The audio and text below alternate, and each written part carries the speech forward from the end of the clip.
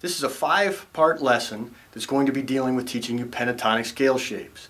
We're going to begin by learning the 5 basic chord shapes that we're going to overlay with scale shapes in the successive lessons. Some people call it the 5 shapes, some people call it CAGED theory.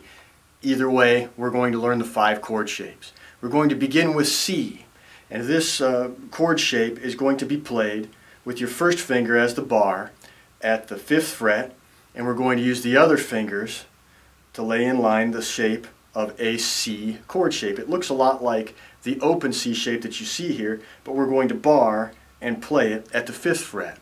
There's an order to how we want to play these: C, then A, then G, then E, then D.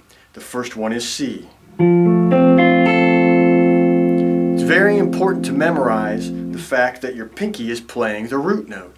In this case, the root note's being played on the A string at the 10th fret. And your third finger plays the 9th fret on the D string. Your bar is playing at the 5th fret on the G string. And your second finger plays at the 6th fret on the B string. And again, your first finger is barred at the 5th fret on the high E string. Makes a C shape. The next shape that we're going to learn is A. Your first finger plays the root note, and this is very important to memorize, at the 5th fret on the A string. Your third finger is going to bar across the rest of the 4 strings. But we're only going to play the 4 middle strings. We're not going to play either one of the E strings. This is an A bar chord shape. We're practicing them all with your bar finger at the 5th fret because this is an easy spot to be able to memorize and learn these shapes. The next shape in line is the G shape. Your pinky plays the root note of the G shape on the 8th fret on the low E string, and then your third finger plays on the A string on the 7th fret.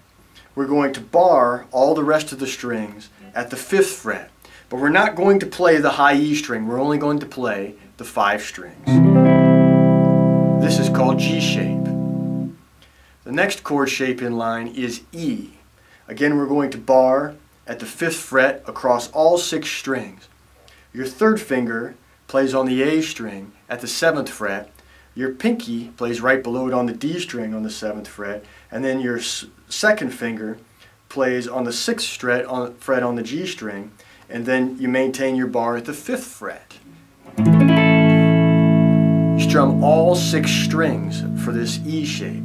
Its root note is played with your first finger on the low E string at the 5th fret. Very important to memorize that. The next shape that we're going to learn is D shape, and this is the 5th shape, so we've gotten through all 5. This one is played by placing your first finger on the D string at the 5th fret. That's your root note.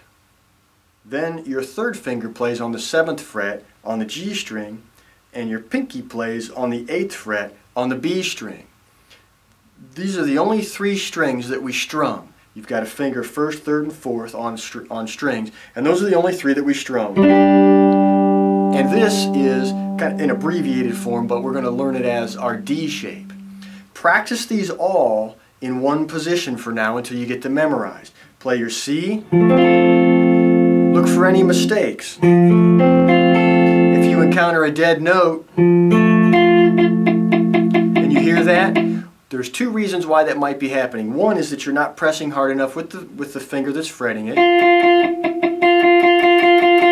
So you might want to press that finger down a little harder. Another reason why you might encounter a dead note is if your finger is laying on a string where there's a fretted note and muting it.